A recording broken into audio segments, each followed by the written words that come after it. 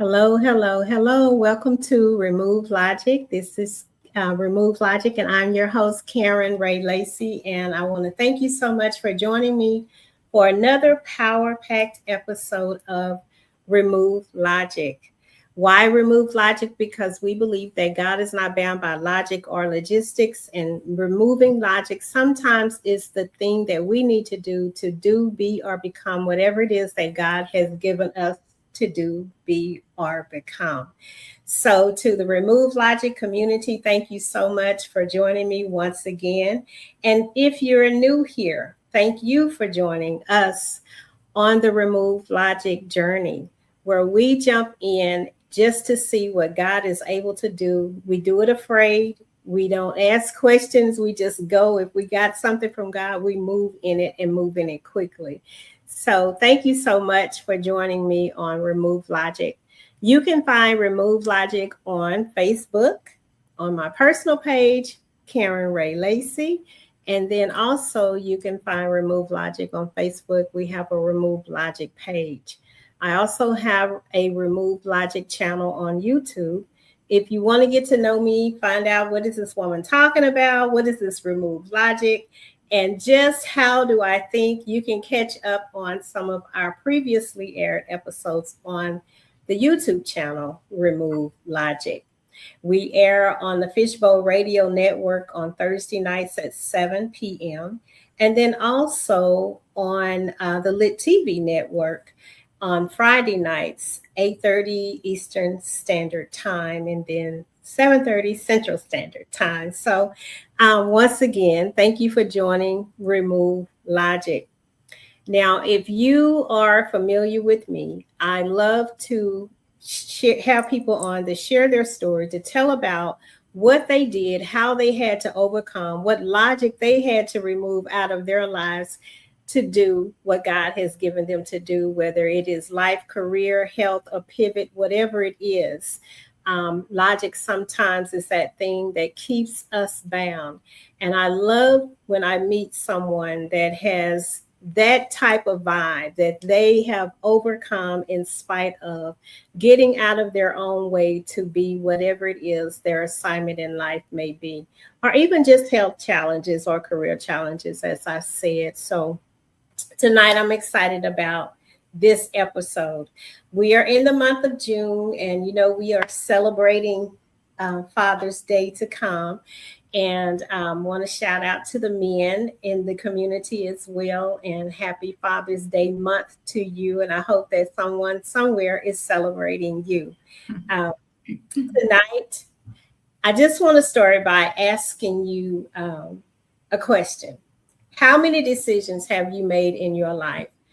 Not because you wanted to, but because you didn't have options. Maybe you stayed somewhere too long. Maybe you said yes when you meant to say no. Maybe you built everyone else's dream while yours sat in a drawer, collecting dust. And at the root of all of that was money.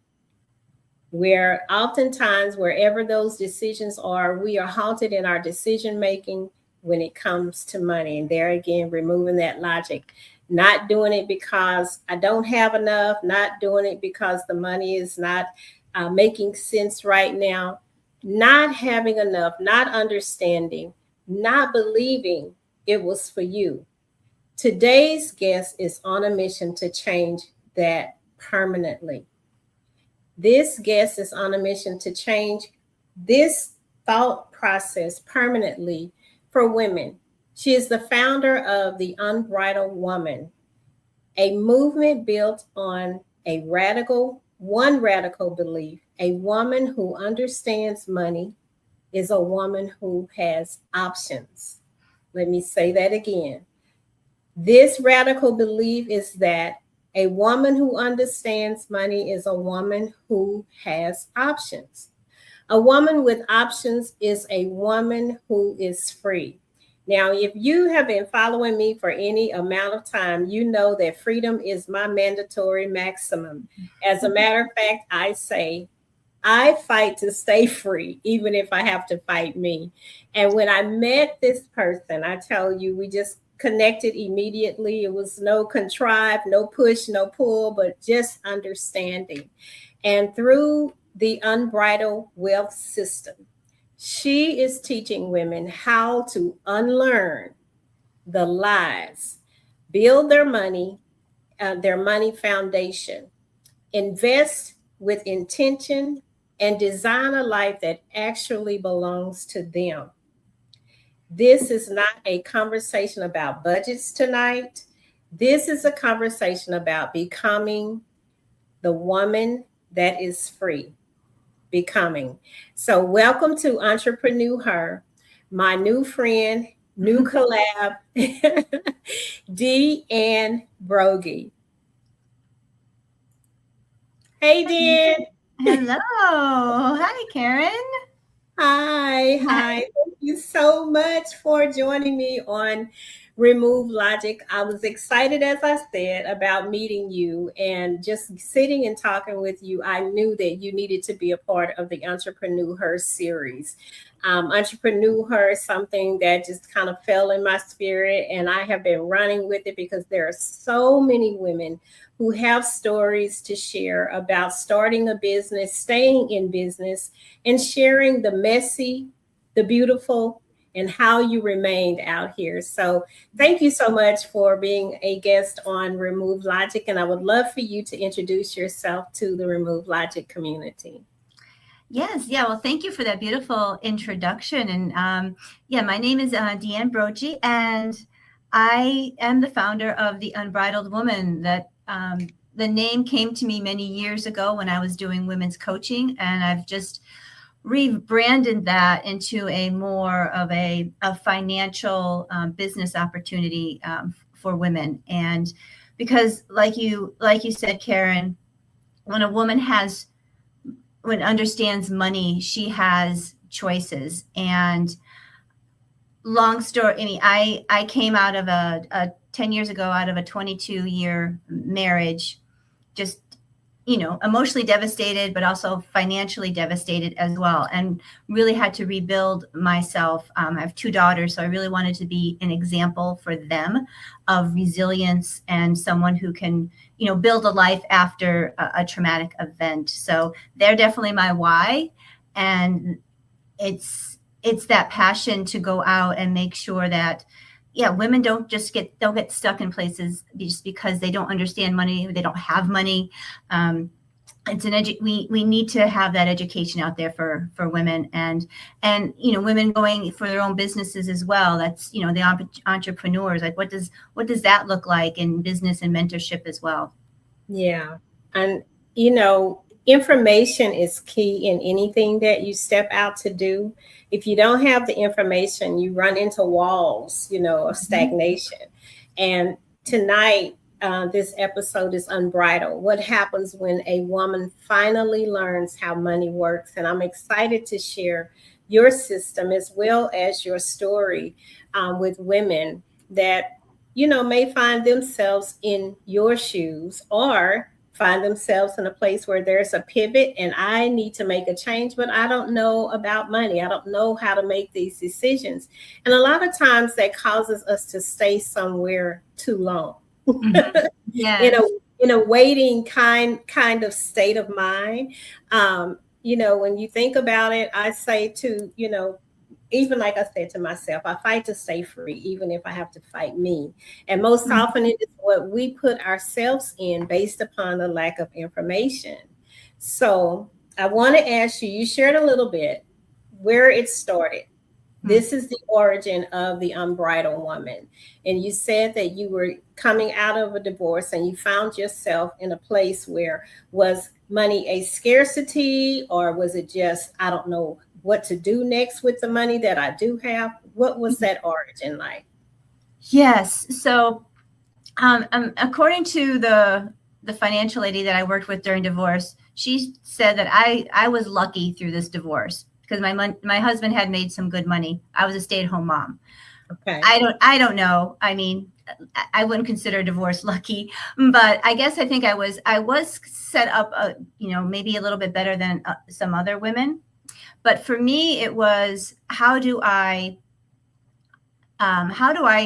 reinvent, how do I make a living myself? Like, what am I Yeah. going to do? I had been a massage therapist for a long time, but it wasn't something I wanted to do that long full time. It wasn't something I could build wealth with.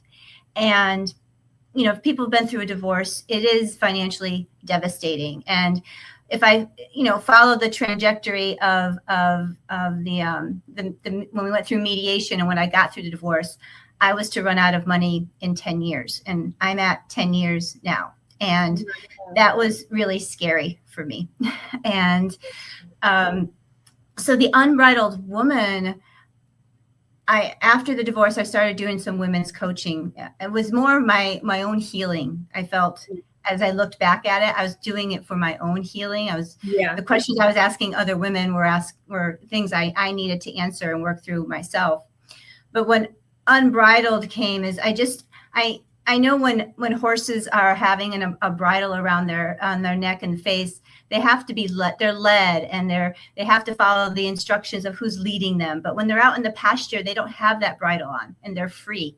And that energy was really something that I wanted to strive for, because I never wanted to be in a position where, I don't have grandchildren yet, but I want to be able to go visit them. They're in another state, right now my daughter's in another state. I didn't want to be that person who's like, oh, I can't because I don't have this money. I can't because I, don't have money. I can't do this. I can't do that. That's not the future that I wanted for myself. I wanted to have that freedom of knowing how my money is going to work for me, so I don't have to work as hard to get it. Yeah. And I'm glad that you went there, because that word unbridled, it's so intentional to choose that word. And I'm glad that you painted the picture that horses are usually bridled and led around with a bridle, but when they're out and they can roam free, they don't have that bridle on. Was it you yourself you were thinking about, or did you have a forward vision? Just, I don't want my daughters to ever have to go through this. What was it that made you choose that word, unbridled? I think it was more of it was more personal. But then again, it was more internal than it turned external. Yeah. I think for me it was I followed all the rules in life. I did what I was supposed to do, and then I ended up in a situation that I never dreamed that I would ever be in.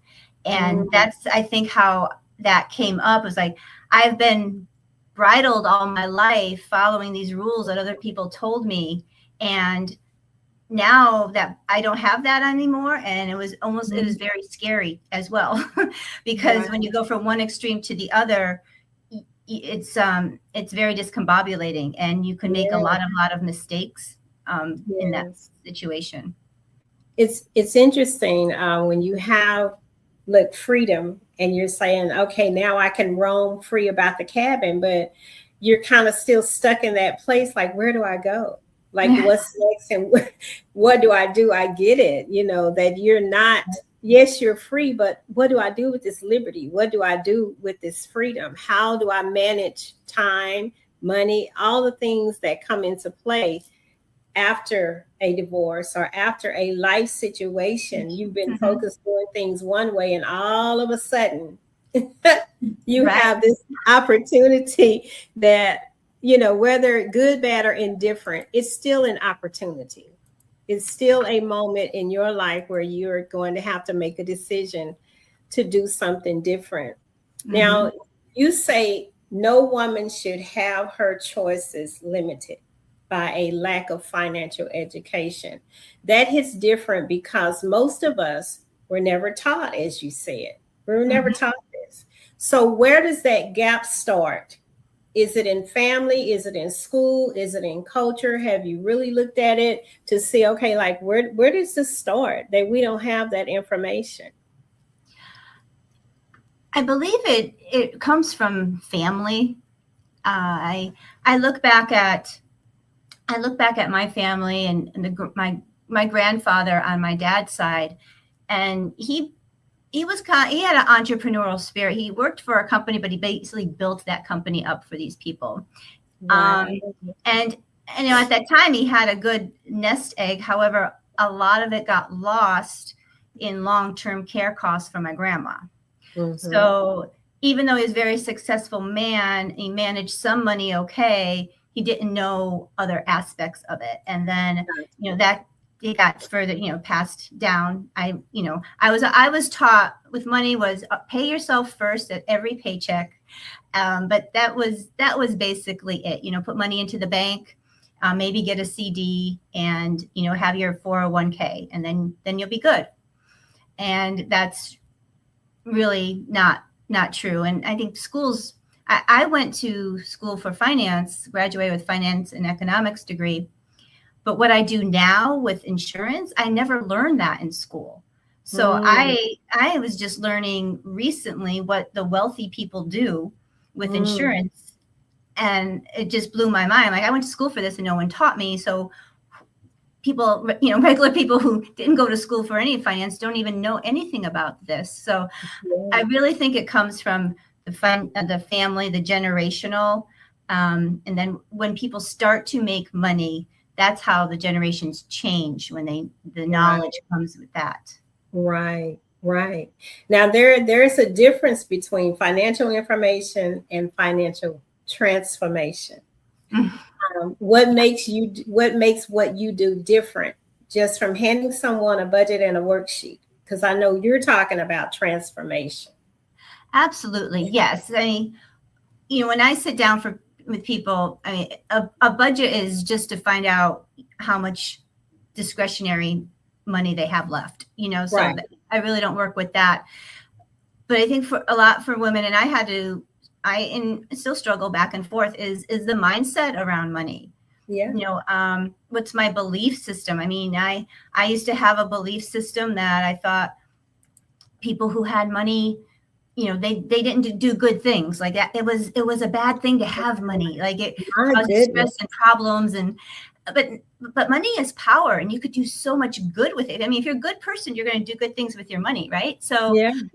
that's a mindset I had to shift. Or, as a massage therapist, when I was working, I'm like, well, how much do I charge? I'm like, well, I want it to be affordable.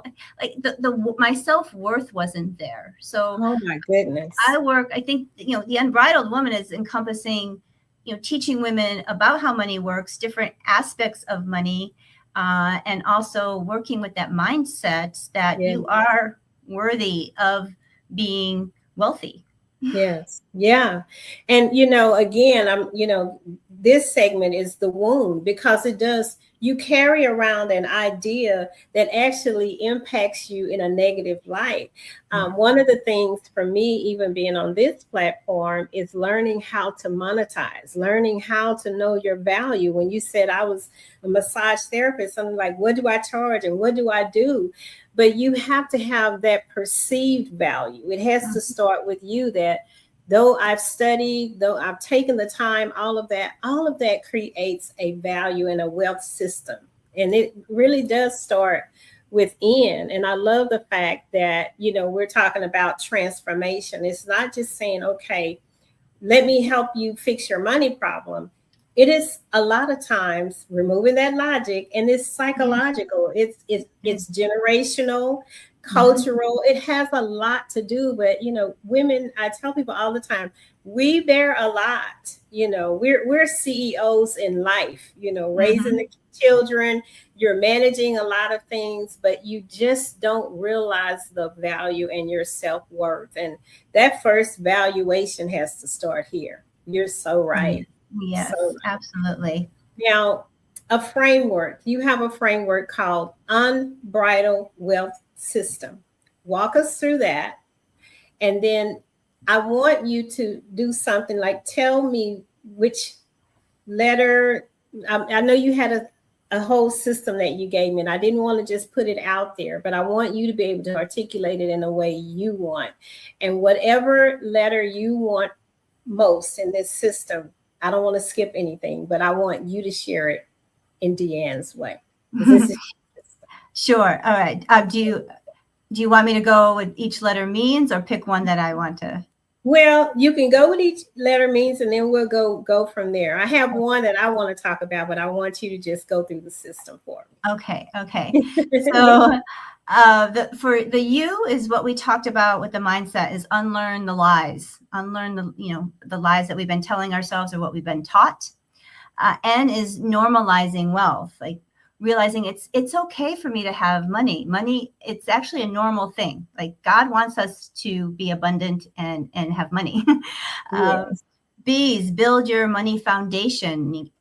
Every wealthy person has a foundation of life insurance. That's how their house of money is built upon. So that's what we teach the women. R is rewrite your relationship with money. Again, mindset work.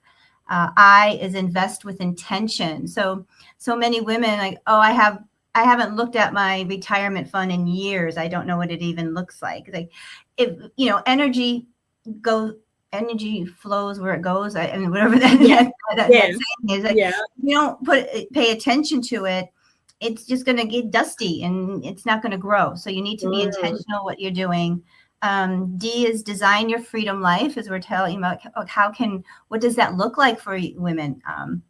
And lead with money, lead your money. Don't be a servant to the money, right? Money is not, you're not a slave to money. Let money work for you. That's what, expand your wealth. Yeah, expand your in all aspects. Financially, in your happiness, and your joy, and your health. Like, wealth is just a word, but it could be applied to different aspects of your life, even emotional. And define your legacy. When we talked about where is that gap in this education, it's in the family. So what if you were the one in your family that changed everybody, the whole generation going forward? Like, you were the aunt that people look back like, oh, Aunt Karen was the one that she was the first millionaire in our family, and she left this legacy for the rest of us to grow on upon and keep building it. Yes. So Wow, I love that. Now, is there a particular letter in your system that you have found that most women skip, and then why that costs them so much? I think it is, reading through those again, I think defining legacy, and it's not so much having a statue of yourself that everybody has to know about you, right? But legacy within your family. What do you, because we're only here for a short period of time. Like, we're here to make an impact of some sort for the future generations. Like, I feel like that's our job. And being very intentional, what is that going to look like for my family? And if you don't have a family, there's tons of places where you can leave your money that will actually, help people, whether, it's homeless shelters or, animal shelters, or I don't know. There's so many ways that you can give back when you're not here anymore. Yes, I love that. And defining your legacy, looking at it, we go through just doing, and I am guilty of it. Oh, this is just what I do. It's just what I do. But if you're not stopping to pay attention to what you're doing and defining that legacy, what do I want to leave? What impact do I want to make? When did you start to settle in a legacy mindset? When I got my life insurance license, actually, when I really understood life insurance and how it is used, that's when I knew when I was able to get those products myself, I'm already starting to leave a legacy for my daughters and my future grandchildren. So that's really, that was the pivotal point. Because before that, I hadn't even thought about a legacy. I'm like, I'm a broke single mom. Like, what am I going to leave? But when I understood what life insurance could do, that's when the switch changed. Wow. It all sounds very personal, which it is. It's an individual decision, but identity and money, they walk hand in hand. And you have to be able to look at yourself and how do I relate to money? And, life offers a lot of things. And most often it is traps. Mindsets that say, I'm not worthy, or I don't know how. And I love the fact that you said I was a broke single mom and now look at where I am. Your identity shifted, not Mhm. just with you, but your identity with you and money. And oftentimes we're going sometimes on scarcity and fumes. Yes. Yes. And Yeah. we don't stop to see ourselves in a wealthy place, where I'm attached to money. It's usually money's over here and it's something I'm trying to get. But my identity is saying that, look, I deserve prosperity is mine. It's available. I can do it. So when you think about that type of mindset and how you had to walk through that to say, I was a broke single mom, and to look at yourself now, identity, what shifted in you, in your identity, that you can say, I was this, now I'm this. Vision. Vision. Mm, love it. Yeah. I was where I am in my company. I see the possibility. I'm surrounded now more with people who have big visions, Wow. and it gives me fire to my vision, because I'm like, if they can do it, why not me? Why not? That's so it's the vision of possibility, and that my dreams will actually come true, was Yeah. a huge shift. It was a shift in confidence, Mm, in just self-respect as well, because of that vision. I in my head, I'm becoming that woman that, love that. like I see her. I'm Yeah. already there. It's just, time just needs to catch up a little bit. Yeah. Yes. I love that. But it's That, vision. Like, if you can't yeah. see your future, then there's a saying that it's escaping me. Maybe it'll come. But it's in related to that. Like, if you don't have a vision, then you kind of just die where you are. Yeah. Yeah. Without a vision, the people perish. Without a That's it. vision. Yes, Yeah. that's what I was thinking of. Without a vision, the people will People perish. perish. And it's true. You have to. And I love the fact that you said, I see myself there. It's like time has got to catch up with what I'm seeing. And Mm-hmm. vision is so important. If you don't see, again, it's that perceived value. I deserve this. I can do this. I can accomplish this. And it is this rewiring of your mind, changing the way that you see yourself. And then the other thing that you said about being in the room with people with vision, Yeah. that if they can do it, you can do it, and putting yourself in those spaces. One of the things that I have, just kind of been hit with here lately, is that the rooms that I'm in, I belong there, but I have to honor those rooms. I have to make sure that I come in fully Mm-hmm. invested, fully expecting something from that room. And then also, I want to give, just because I don't have what they have already doesn't mean that I don't have something to offer. Absolutely. Yeah, so Absolutely. Mm-hmm. I love that you are around women with vision. Mm-hmm. And we need that. We definitely do, because it's that changing your mind, rewiring your thought. My identity has to shift. Mm-hmm. I'm not, as you said, the broke single mom. I am someone with value, and I know that I can share this with somebody else. I love that. So you're talking about women making decisions from a place of freedom rather than fear. Can you describe what a fear-based financial decision looks like versus one with freedom? Yes. Fear. When you have fear about money, there's there's that, I can't do this, I can't afford that, if I spend this, then I won't be able to, do something else. There's a doubt. I really just, this came to me a couple days ago that it made so much sense to me, is that, when we have fear, we're far away from God. Like, when we are in relation and good relation and grace with God, there's no fear, there's trust. And we only have that fear is because there's those thoughts that are coming in. Those aren't God's thoughts in our heads, and so we have to, like, all right, see, okay, that's a fear, but it's not the truth. That's not who God made me to be. That's not his message to me. What is God telling me? And just, connect to that. I'm not sure if that answered the question, but that was really felt like that had to be said.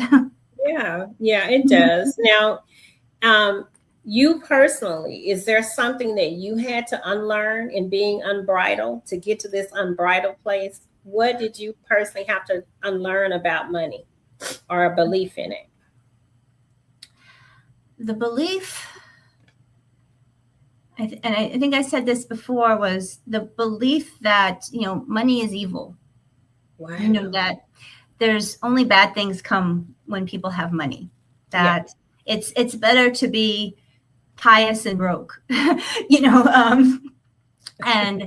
that that's not true, because the shift really came to me when I got into those rooms with people with vision, because I saw people with money do, like, having schools in Haiti where they're teaching girls, bringing clean water to places, solar to other places. Like, wow, like that's money being used in a good way. Of course, sometimes people don't use it in a nice way, in a good way.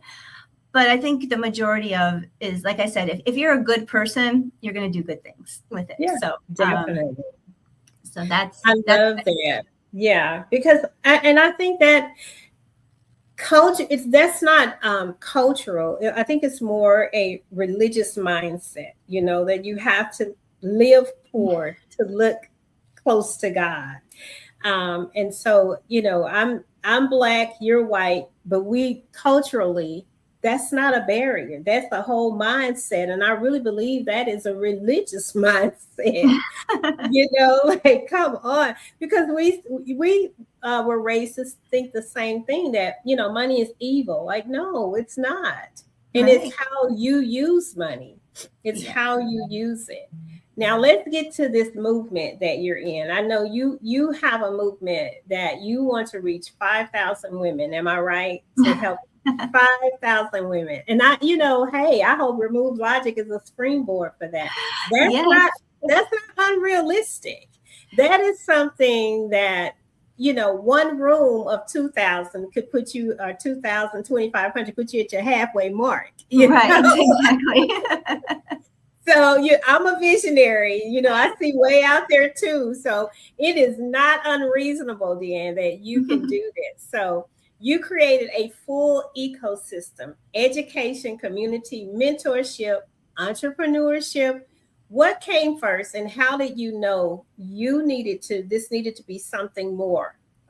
How are you pushing this forward? Yes. So I can only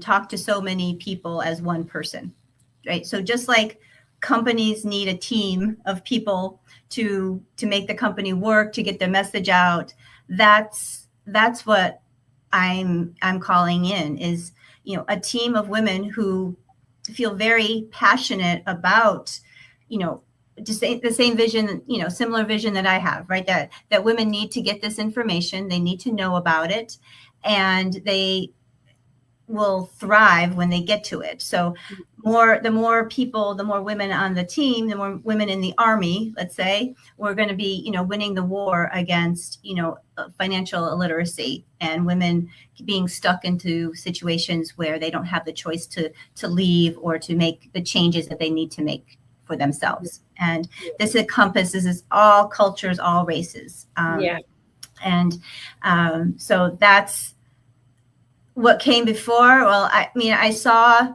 that the industry that I'm in is one of the biggest industries where women are millionaires in. So I'm like, Mm. well, why not spread that out into teaching women how to have, a business and mentor them through that. So Wow, I love that. Now, strengthening women in their own financial future. Some join to build a business, and then others join to learn the information. How do you hold both of these women at once? How do you do that with your system? well, there's for the entrepreneurs, there's systems in place for that. So every good business has systems to go through. So a lot of it's duplicatable. So once it's taught, it's able to be learned again, right? So it's not something that I need to be consistently there for. And as they move up, they don't need to do that as well. So Oh, that, there's different, I can spread my energy in different directions because I don't need to be in one place because there's systems that will take care of that. okay, okay. And now, how do people get in touch with Deanne?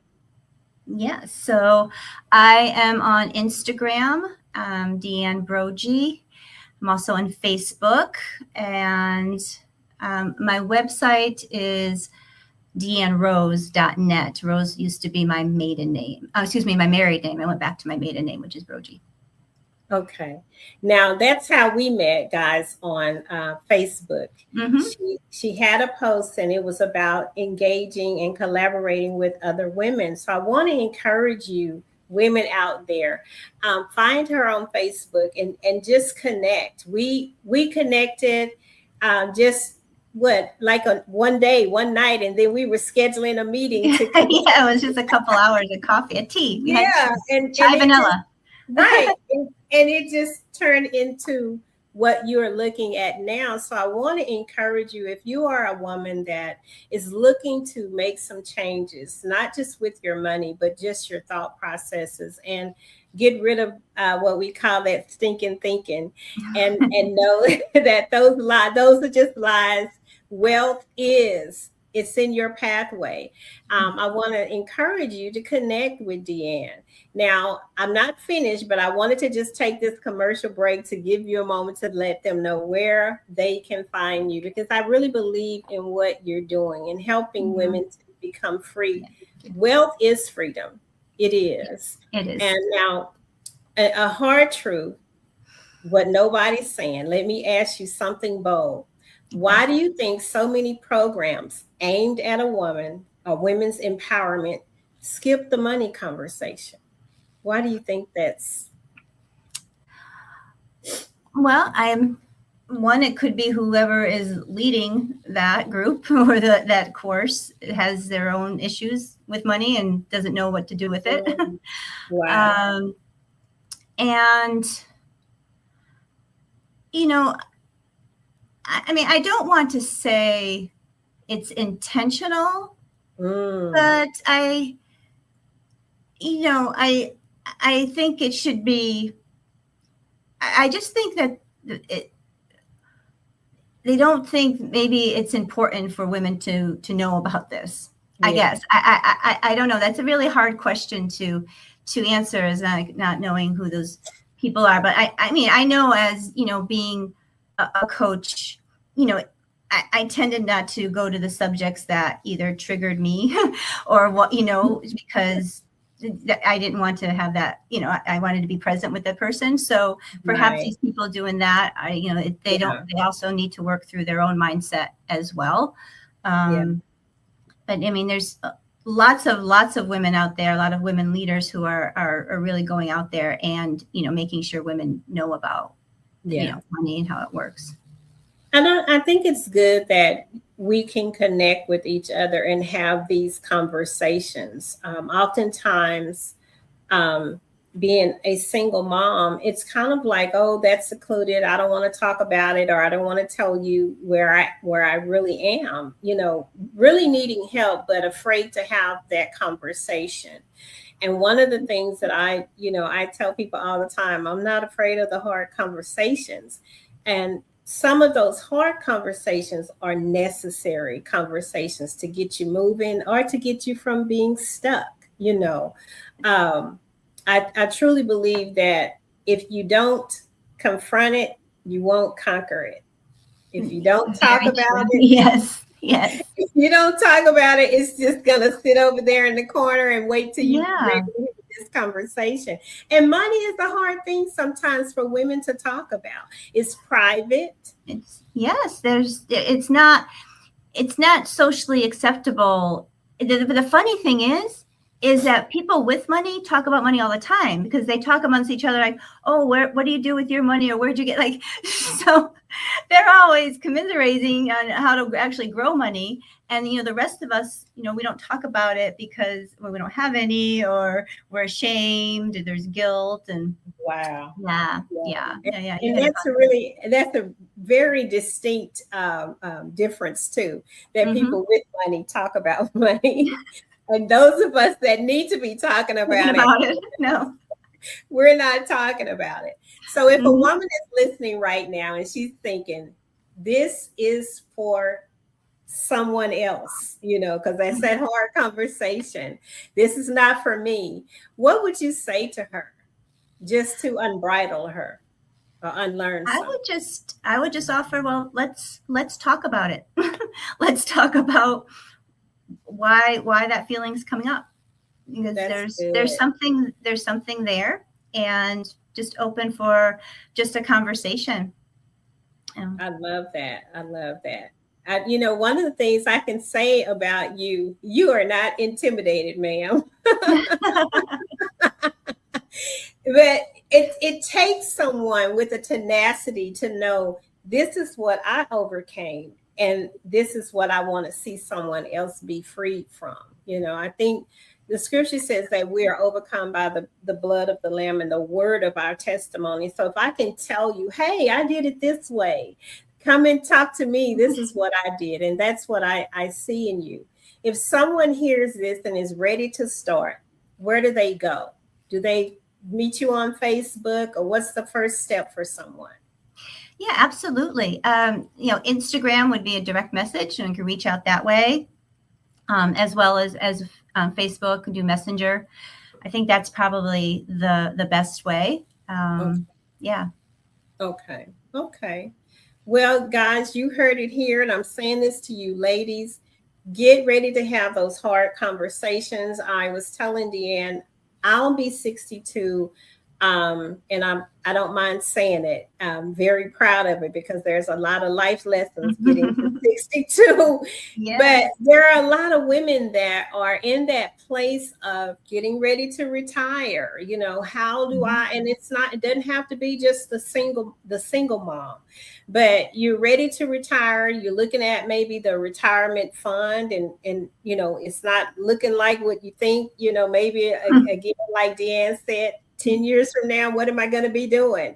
Am I going to be eating beans? Am I going to be putting myself in a position Right. for better? So I want to say to you ladies, this is Entrepreneur Her, and that's what this is all about, where we talk about those hard conversations. We get in there and we mine out the things that are necessary for us to make it. How did she start? Give us her messy, her beautiful, and how she's remaining out here. And I really believe that this is going to be an episode that will impact and carry some weight with the women in the Remove Logic community. You heard it. You want to meet with Deanne? You can find her on Facebook. And you can also reach out to me. I have all of her contact information. I would love to pass you along where you can get that information and start that financial unbridled journey. We call this Entrepreneur Her because we believe every woman carries something. I don't care if it's old, I don't care if it's new. I know that you're carrying something that the world needs. And this is why I invited Deanne here tonight, because what she's carrying, I believe that it is something that the world needs, the women need. So I want you to take the time, share this with a woman. If you know that she is on the journey for retirement or has had a shift or something that has happened in her life, where she's needing to get those finances together and have that hard conversation, please share this episode with that woman or even a man. I want to say that. So Yeah. we're not shutting the men out. We don't do that on Remove Logic. But I'm so grateful that you came. Deanne, last words. I'm going to give it to you for whatever you want to share regarding Entrepreneur Her and what you want to do in this space. I would just like to encourage the men and women out there to not get in that comfortable crawl of life where you're always in your comfort zone. I mean, life happens outside the comfort zone. Life happens. We shared this, Karen, before. You just said, do it scared, or do it afraid. Do it afraid, right? Just again, remove the logic behind it and just do it. If you're feeling that heart call, that gut call, that's God's message to just go and do it and not think about it. Get out of the comfort zone. Life is worth living when you have a vision for yourself and for your family. Yes, I love that. Life is worth living. You just said with the unbridled version of Remove Logic, and this is what is possible. Deanne didn't just build a financial education platform. She built a permission structure. She built something that you can give yourself permission to for women and for men, where whoever told you you couldn't, she's built something that says, I give myself permission to have wealth directly or indirectly. That wealth, it is your portion. It's your portion. So I want to encourage you again, share this with someone that needs to hear and know the unbridled wealth system. It isn't about becoming someone you're not. It's about becoming everything you already are without limits. Without limits. So take off the limits. And again, my name is Karen Ray Lacey, and this is Remove Logic. Wealth, worth, legacy, freedom. These are not buzzwords, ladies. These are your birthright. And if today's episode cracks something open in you, don't let it close. Find Deanne on Facebook or Instagram, and you can find me, and I'll definitely pass you on. Find the Unbridled Woman community. If you're not already in the Entrepreneur Her family, this is your sign to connect with us both. Thank you so much, Deanne, for coming on Remove Logic. I totally appreciate it. Again, I'm Karen Ray Lacey, and this is what Unbridled looks like. That lady right there.